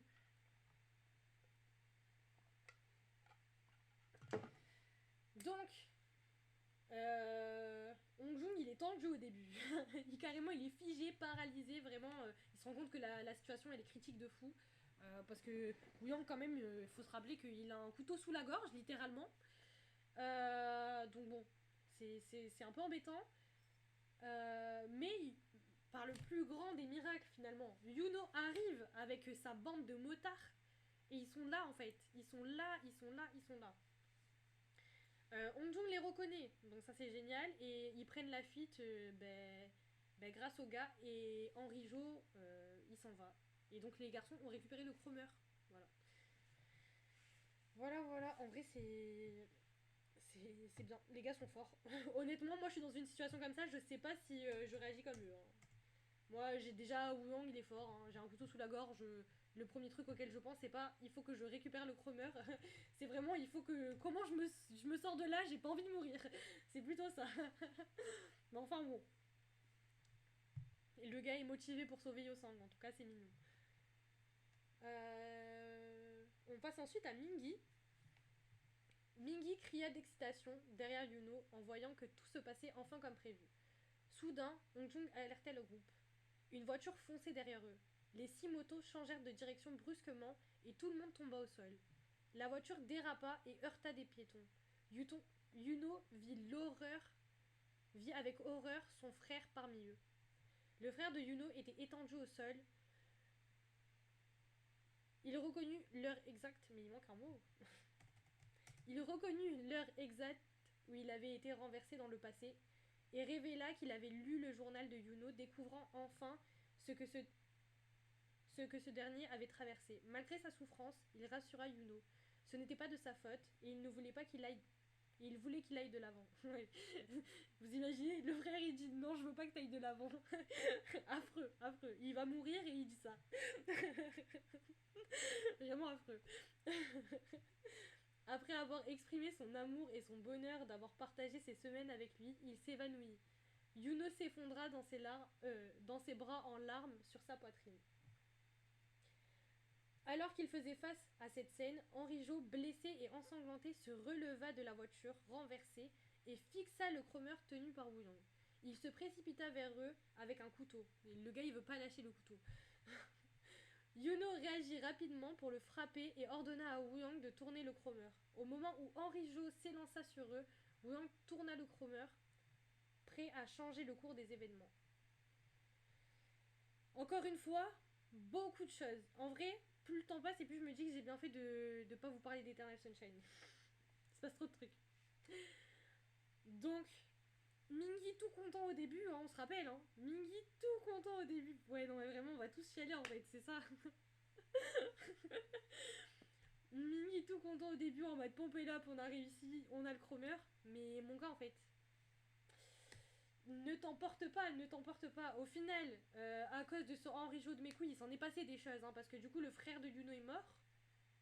Mais comme, en gros, le frère de Yuno, il s'est dit, il a trouvé le journal où il y avait écrit que il allait mourir. Il était en mode, oh, bon, ça doit pas être vrai, ça doit pas être vrai. Bah écoute, on va sortir, on va voir si c'est vrai. Et ben c'est vrai, voilà. C'est littéralement ce qu'il y a écrit dans le diary. Hein. J'ai résumé, mais c'était vraiment ce qu'il y avait écrit. Et du coup, il meurt littéralement sous les yeux de Yuno. C'est trop triste en vrai. Genre, il perd son frère une seconde fois en plus, devant ses yeux. Genre, vraiment affreux. Tu m'étonnes, les gars sont pleins de trauma en fait. Tu m'étonnes, tu m'étonnes. Vraiment, tu m'étonnes quoi. Et du coup, après, Woo Young finit par tourner le Cromer. Et voilà quoi, on va voir qu'est-ce qui va se passer. Ah ouais, non, mais et ce Henri Jo qui veut pas s'arrêter, il veut pas lâcher l'affaire avec son couteau. Vraiment, le gars, il. Je sais pas, hein. Et après, il se dit religieux, hein. On se rappelle, hein. On se rappelle, il se dit religieux, mais en attendant, il est là, il a des couteaux, il menace les gens, genre. Il la rend quoi. Vraiment. On sait même pas qui c'est, il est là, il fait ça. Bref. Et t'es là, tu menaces l'enfant des gens comme ça. Trop à l'aise, hein. Je vais m'attacher les cheveux, je pense. Oh non, mes cheveux longs là, je peux plus les voir. Je vais aller chez le coiffeur dans pas longtemps là, je vais les couper. Bref, hors sujet total. Je vais vous raconter ma vie.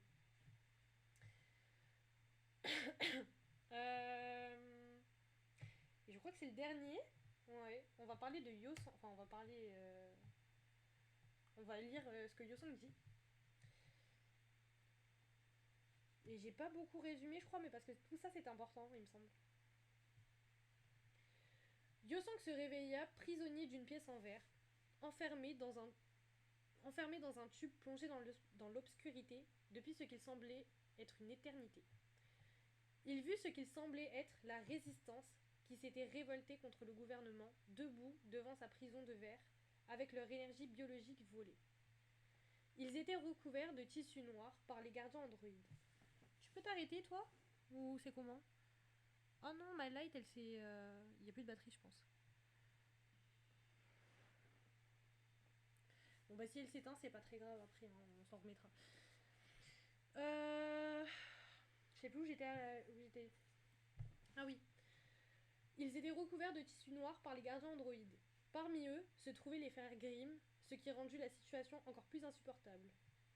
Il apprit que la fratrie Grimm et Left Eye avaient accouru au musée d'art. Attendez. Il apprit que la fratrie Grimm et Left Eye avaient accouru au musée d'art après avoir vu la lumière provoquée par la destruction du Cromer. Left Eye avait réussi à s'échapper du bunker, mais au prix de son bras, tandis que les frères Grimm avaient été capturés et dépouillés de leur énergie.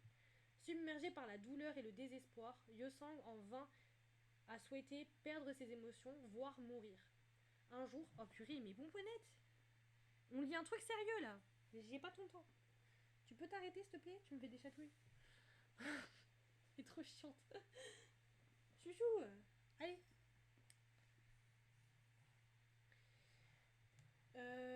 Oui, voir mourir. Un jour, le son d'une... Oui, j'ai parlé super fort, non? Un jour, le son d'une trompette retentit.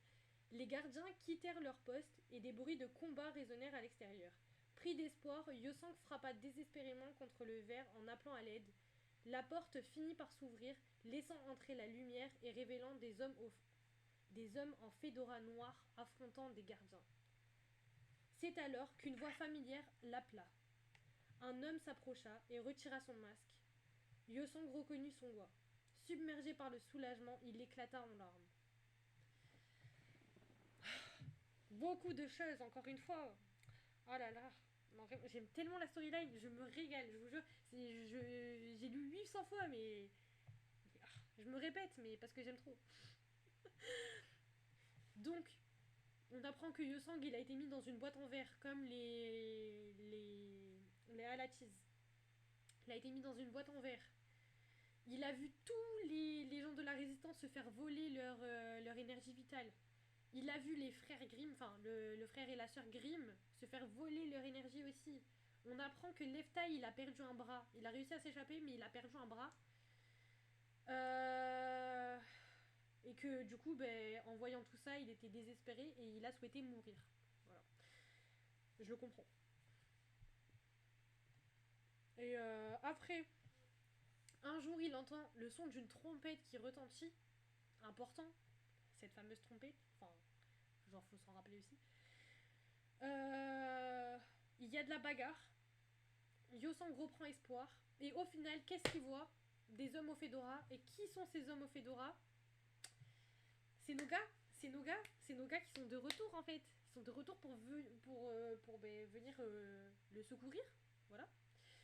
Et donc Yosong voit son doigt. C'est pas magnifique ça? Ouais, c'est un cauchemar en vrai. Vraiment. Non mais cette storyline, elle est affreuse. Depuis le début, on n'a pas dit un seul truc joyeux. Si, le seul truc joyeux, c'était la séquence où Mingi faisait l'introspection sur sa vie et où il se disait oh là là, qu'est-ce que c'est bien de chanter et danser, regarde comme ils sont beaux, genre. Il regardait le frère Grimm et la sœur là danser et chanter, genre. C'était le seul truc un peu mignon, genre. Vraiment, tout le reste, c'est dur, hein. Vraiment, faut avoir l'énergie de suivre cette storyline. Non, vraiment, c'est pas des lol, hein, tout ça. Oh là là. Et du coup, l'outro, la cachette souterraine de l'organisation de la résistance Black Pirates. Un signal est venu d'une vieille petite machine, et un manchot se précipita et s'assit devant la vieille machine. L'homme à l'unique bras brandit un stylo pour transcrire le code. C'était Leftai. Après avoir subi une autre perte, il avait l'air plutôt fragile. Leftai interpréta le code Morse qu'il écrit. La lumière de l'espoir se répandit progressivement sur son visage. Leftai se retourna vers les gens et cria « Ils sont de retour! Ils sont revenus !» Les acclamations des Black Pirates résonnèrent dans la cachette souterraine. L'écriture désordonnée de Leftai sur le papier se lit « Say my name 80s ». Waouh, les frissons. Les frissons. Et vraiment, hier quand j'ai écrit, j'ai vu Say my name 80s, j'ai eu des frissons, je me suis rappelé l'époque. Non, vraiment, et... Bref, là, je disais, nos gars sont de retour. Là, on est sûr, certain. Il n'y a pas de doute, les gars sont de retour. Quel plaisir, quel plaisir. On est sûr. En plus, du coup, ils ont envoyé un code Morse pour dire qu'ils étaient de retour. Et tout le monde est heureux. Et tout le monde est heureux. Et alors, là, il va falloir être concentré. On va parler de la chronologie. Il va falloir être concentré. Je vous ai dit, pour le diary, il faut juste turbulence et The Real, mais j'ai peut-être menti. Parce que je voulais pas tout dire d'un coup, c'est trop compliqué sinon. Maintenant que vous avez les informations et la fin du diary, on rajoute à ça Say My Name. Voilà. C'est My Name c'est sorti il y a 150 ans et c'est dans l'era Treasure. Donc tout ce que j'ai dit auparavant, ça peut paraître bizarre parce que je vous ai dit que c'était pas pareil, que c'était superposé. Mais, comme 80's, ils veulent faire les choses bien compliquées. C'est My Name, c'est la petite exception. C'est le petit clip qui est là et qui dit non, non, non, moi je ne suis pas les règles. Et du coup, qui est dans la bande de base qui suit le diary. Et qui est en plein milieu, d'ailleurs, ça n'a aucun sens. Parce que du coup, bah, à la rigueur, si c'était juste le petit nouveau qui veut faire son intéressant, le MV, il serait au pire en premier parce que c'est Era Treasure, mais non, même pas. Même pas. Il est après toutes les Era Fever. Donc, attendez. Pour pas se perdre. C'est vraiment le cheveu sur la soupe, ouais. Non, vraiment. C'est. Non, vraiment, c'est. Cette storyline, vraiment. Bref. Je vais pas parler, c'est mieux. Alors, attendez. Il faut que je remette correctement. Nous, la bande qui nous intéresse, c'est celle du haut. Partez du principe que celle du bas, là, tout de suite, on cala pas, ok? On va calculer que celle-là. Que celle-là. Voilà. Donc, nous, on a eu Firework, c'est ok. Mon Dreamers, on en parlera plus tard, on s'en fout. Déjà Vu, c'est ok. On en a parlé et tout. Eternal Sunshine, pareil, on en parlera plus tard. Turbulence et The Real, on va les regarder, mais du coup, bah, je vous ai dit, c'était vraiment en rapport avec ce qui se passe là, c'est ok. Et du coup, on va voir Say My Name juste après. Ok. Say My Name, du coup, c'est la. C'est le moment où Yosang il se rend compte que. Enfin, il nous explique qu'il est dans une prison de verre, comme on a vu dans Déjà Vu aussi avec le Ala Hong Kong. Il y a une trompette qui retentit. Et qu'il voit Songhua qui enlève son masque face à la vitre. Et on voit tout ça dans le MV du coup. Enfin, on voit Songhua qui est devant la vitre où il y a Yosang à l'intérieur. Et tout ce que je vous ai dit avant, la trompette et tout ça, on voit. Et ah bon, bah du coup, rip ma light. Bon, c'est pas grave, vous me voyez quand même. Du coup, ça. Et après, dans l'outro, on nous dit qu'ils envoient un code Morse. Donc bon, au tout début de Say My Name, il y a le code Morse. Et ils ont des petites machines et tout ça pendant un moment, ils écrivent des choses et tout, si vous regardez bien. Et à la fin, ils disent Say My Name 80's. Tout est dit là, hein. Normalement, même, j'aurais pas eu besoin de vous dire plus. Tellement tout est dit là. Voilà. Et je réfléchis. Oula. Le prochain, attendez. Je sais pas si dans le prochain, on nous explique autre chose.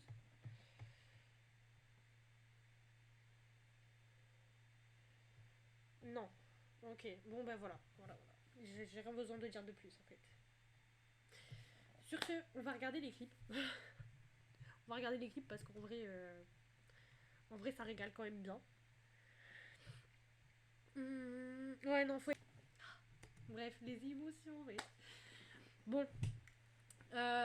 Déjà, en fait, tout le monde est un peu à droite, à gauche. Si vous avez vu, là, le clip, il n'y a personne qui est ensemble. Vraiment personne. Tout le monde est un peu split, un peu à droite, à gauche. Ça se voit, ils sont tous dans la souffrance, la vie. Et clairement, si je dis pas de bêtises, ce moment, c'est vraiment la représentation, vous savez, du tout début, là, où ils disent que... Voilà. Où c'est San, d'ailleurs, qui le dit. C'est le narrateur de ce moment-là, mais où il explique que il a passé toute une semaine... Enfin, ils ont passé toute une semaine dans l'entrepôt et tout. Ils étaient restés là, ils savaient pas quoi faire, etc.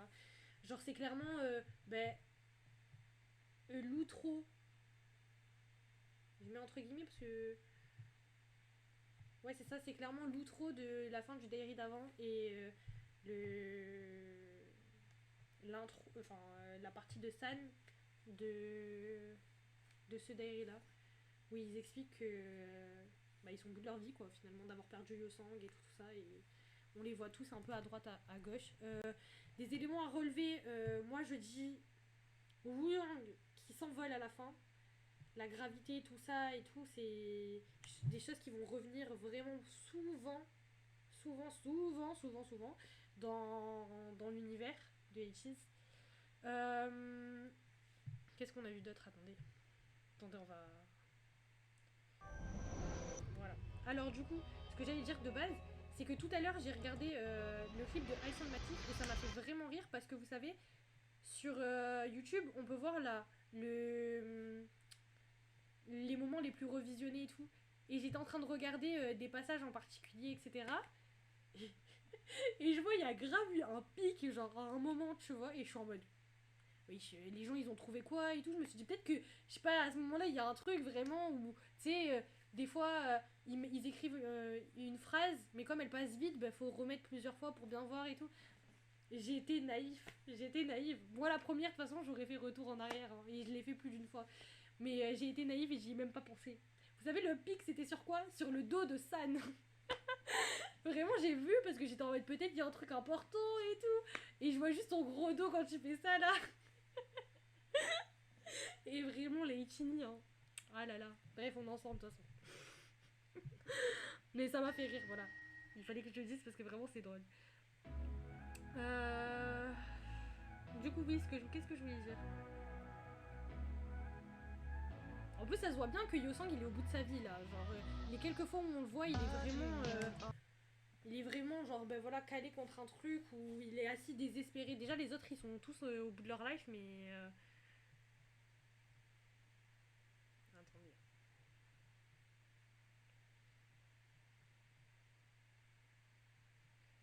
Même San qui est dans un bus, je me rappelle plus ce qu'on avait dit que c'était ça. Je sais que c'est un truc important le fait qu'il soit dans un bus.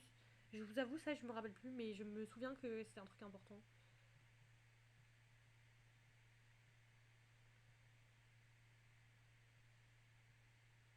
Bref, en tout cas, tout ça pour dire que le clip ça rappelle tout ça quoi. Genre le fait que ils soient au bout de leur vie d'avoir perdu Yosong quoi. Et tout ce qui s'est passé. Le vol de Wuyang, vraiment, ça me fait rire. Oh non, ça me fait rire. Et regardez, la scène elle est drôle. Vraiment, la scène elle est drôle. Je sais pas si vous la voyez, mais elle est vraiment drôle, genre. Vraiment, c'est drôle. Bref. Oui, on le voit là, dans le petit coin. Non, mais hilarant. Oh, purée. Ouais, dans la salle de classe. De quoi Yosang? Dans la salle de classe? Ouais, ben. Ah oui. Non, mais là, vraiment, c'est le désespoir là. En plus, non mais les paroles et tout, enfin, on va vraiment se foutre en l'air quoi. Vraiment, c'est rude. Hein. Bref, on va passer à The Reel. On va regarder. The Reel il est long, mais qu'est-ce qu'il est bien. Le clip est incroyable. Et les 30 secondes de fin quand même. Du coup, là le clip.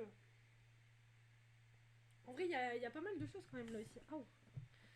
Retenez une chose, je crois même la chose la plus importante finalement du clip. Le moment où il y a la petite pause dans la musique là et que tout le monde se rejoint et se tape dedans finalement. Et que y a un fucking éclair qui passe l'écran et après un éclair en plein milieu de eux. Retenez ça, ça c'est super important aussi.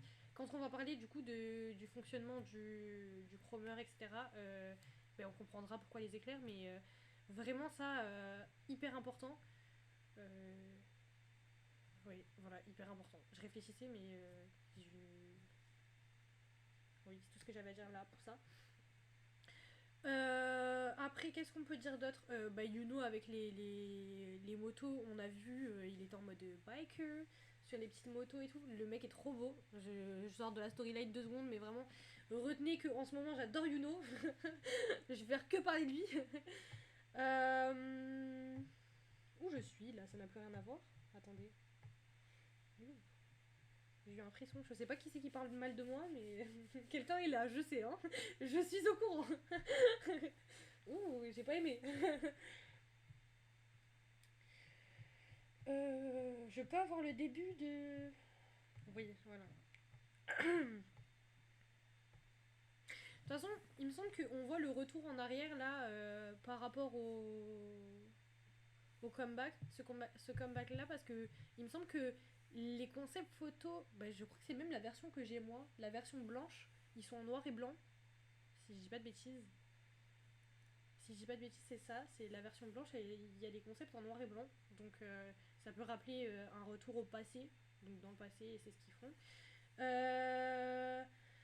Il y a aussi le fait que Hong Jung et Song Hwa, il me semble que c'est les deux qui sont ensemble. Ils sont habillés, vous savez, en habit un peu traditionnel et tout ça, tous les deux. Euh, Qu'est-ce que j'avais d'autre à dire? Hmm, J'ai réfléchi. Attendez. C'est compliqué de se rappeler de tout. C'est compliqué de se rappeler. Oh non, mais. Purée. Les mecs sont trop beaux. Oh là là, mais regardez-moi ça. Oh là là, non, mais regardez, regardez. Oh là là. Ah, oh là là. Et j'ai pas les mots. Vraiment, je n'ai pas les mots, quoi. Waouh. Je m'arrête, désolé. Les mecs sont vraiment trop stylés. Hein. Même Mingy avec son mulet, là, il était pas mal. Je m'égare, désolé. Hein. Je parle plus de la storyline tout d'un coup, mais. Mais faut le dire, les hommes sont beaux, quoi. Mais attends, Loulou, rien à voir, mais regarde, il y a une horloge là aussi. Hein. Là, il y a une horloge aussi. C'est un truc de ouf comment il y a des horloges partout. Hein.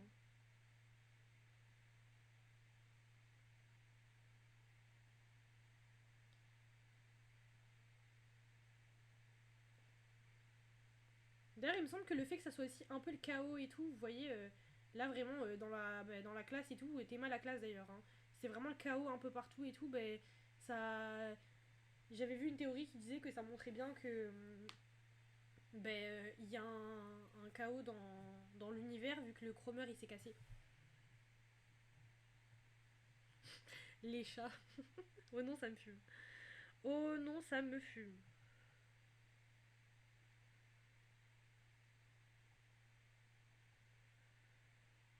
Non mais cette scène aussi, elle est vraiment folle. Hein. Il va voir l'éclair et tout là.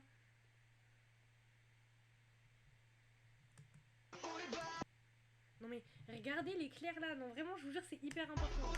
Non mais en mode Super Saiyan les gars, genre on n'a pas le temps en fait. Hein.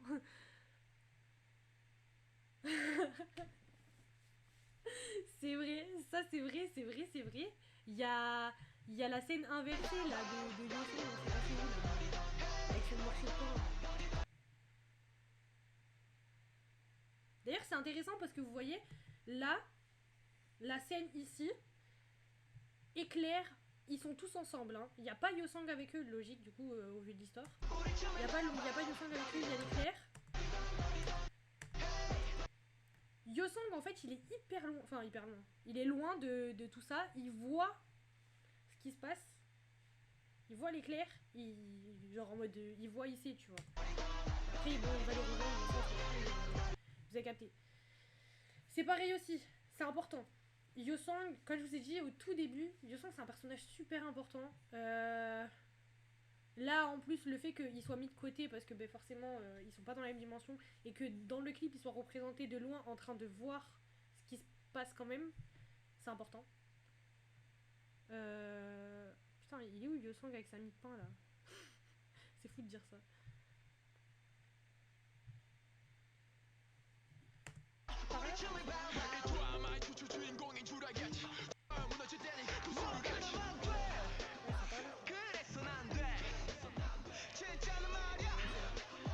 Vous voyez, genre, il y a un truc, enfin, la vidéo elle est en inversé, genre en mode, il l'avait dans la bouche, il l'a lâché, sauf que là ça remonte. Pareil, genre ça c'est des trucs, bon, on pourrait se dire on s'en bat les couilles, mais en vrai on s'en bat pas les couilles, on s'en bat pas les couilles, on s'en bat pas les couilles.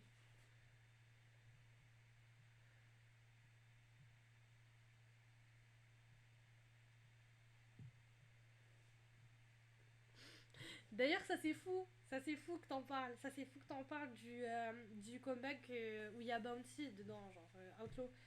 Parce que c'est un truc de ouf, hein. La rêve qu'ils ont fait, genre par rapport à ça et la balle, genre. Bref.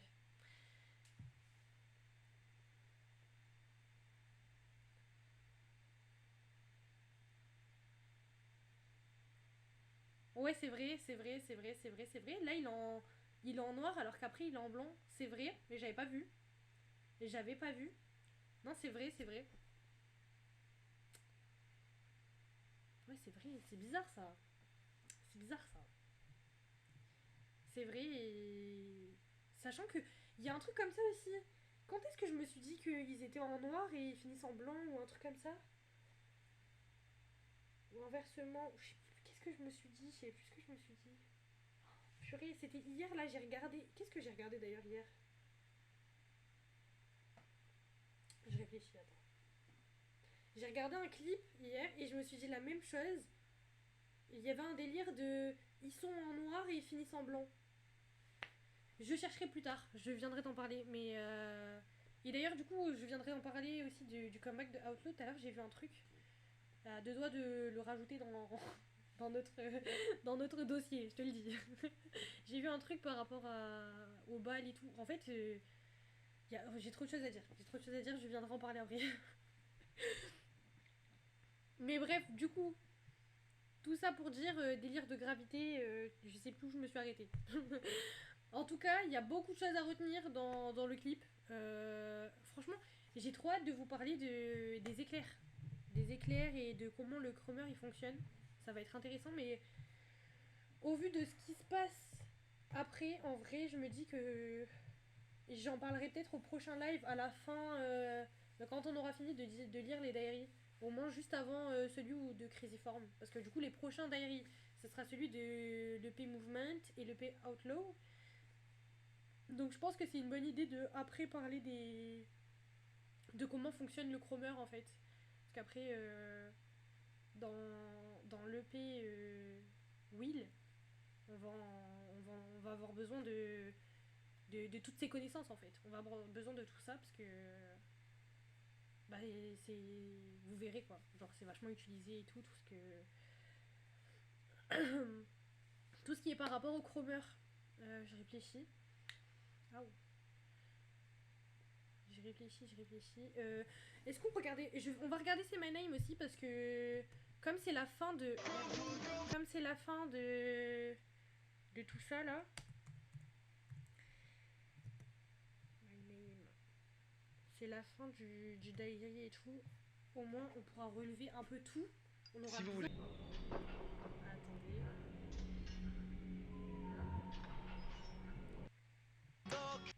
Là, il y a celle-là. Et ah, mais parfait. Voilà. Et là, ils se retrouvent tous. Enfin, tous. Ils sont pas tous d'ailleurs. Mais les membres sont en face des Alachis, derrière une vitre. Donc, comme on a pu déjà entendre dire avant. Qu'est-ce qu'il y a d'autre? On a. Ça, c'est important. San, il est où San? Ah, il est là, San. Ah oui, Yosong aussi, j'en parlerai juste après. Mais San, il se regarde dans un miroir. Il y a plein de débris de miroirs aussi, partout par terre. Et après, on le revoit un peu plus loin. Quand il se regarde dans le miroir, il voit le Alachis.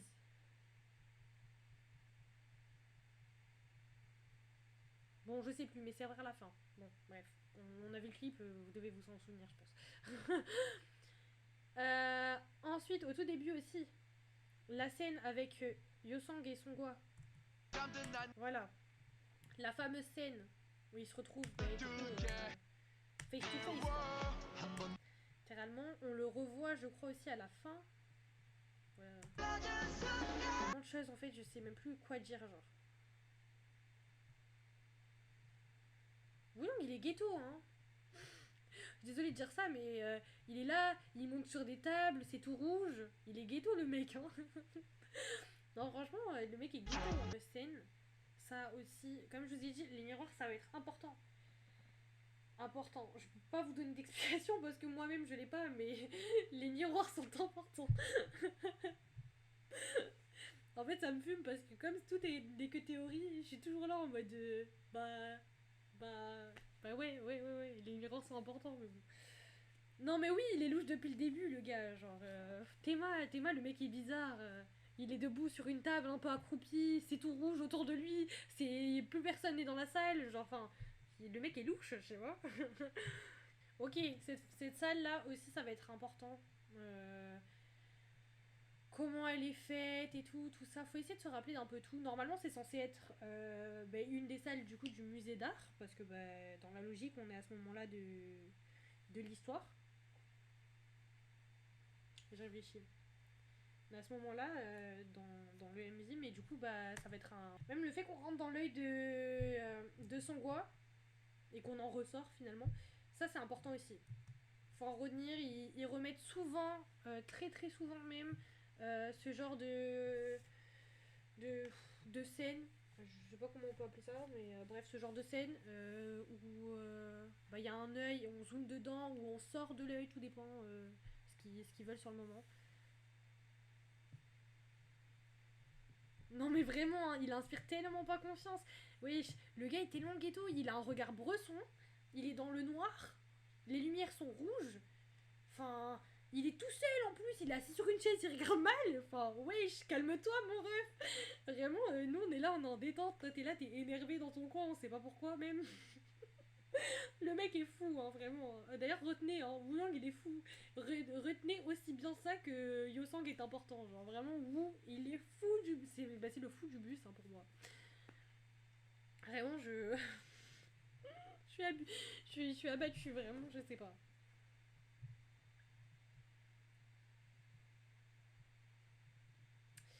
Je réfléchis, mais je crois que j'ai dit le principal sur le clip. En vrai, dans tous les cas, je pense que je peux pas tout dire parce que déjà, il faudrait avancer dans l'histoire et puis il y a des trucs des fois j'oublie aussi. Tellement la storyline elle est complexe.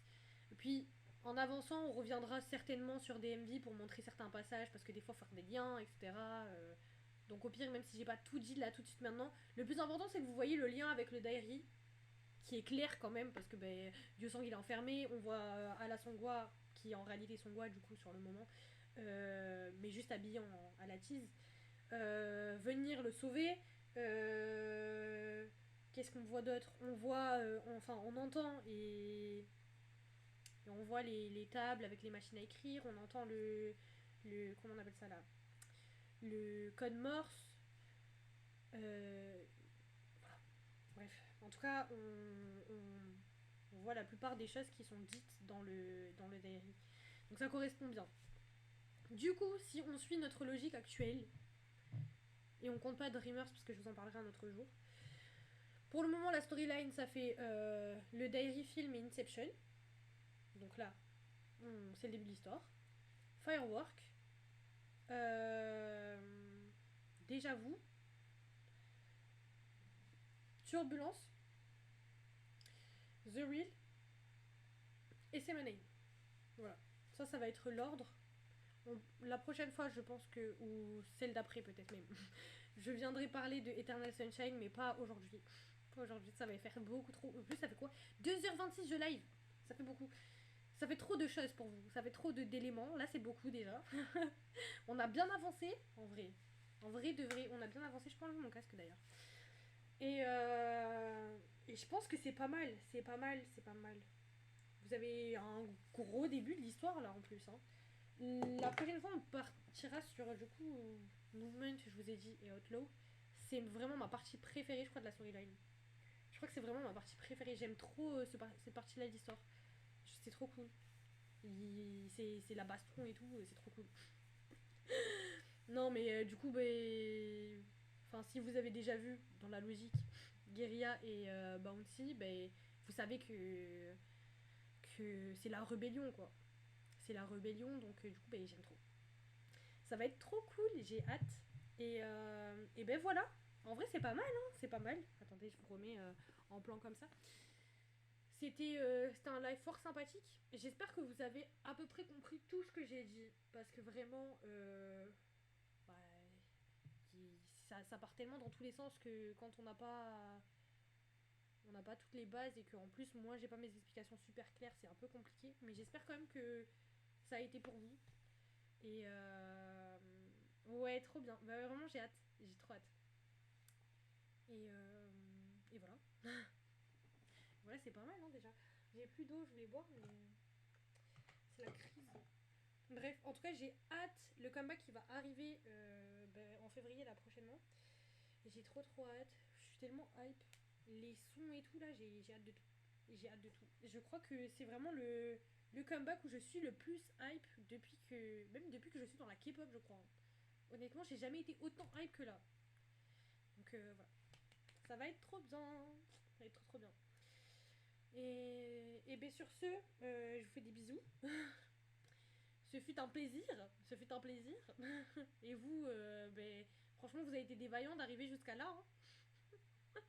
De tenir tout le long de la vidéo finalement ou du live pour Loulou d'ailleurs qui était là tout le live. C'est une vaillante. Alors qu'elle connaît toute la storyline, c'est une ouf surtout. Enfin bref. Sur ce, des gros bisous.